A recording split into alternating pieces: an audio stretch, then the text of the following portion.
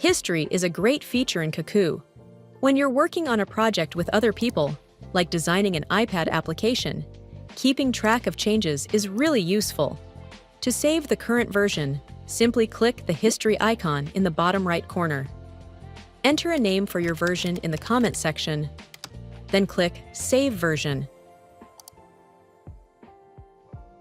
As you can see in these examples, there are two other versions where the colors and sections have been modified. Version 2 has the overview highlighted in blue, while version 1 is gray.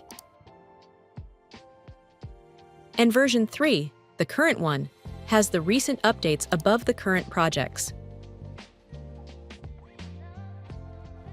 If you want to keep working on a previous version, simply click Copy and Edit. Give it a name, select the location where it will be saved, and duplicate the diagram.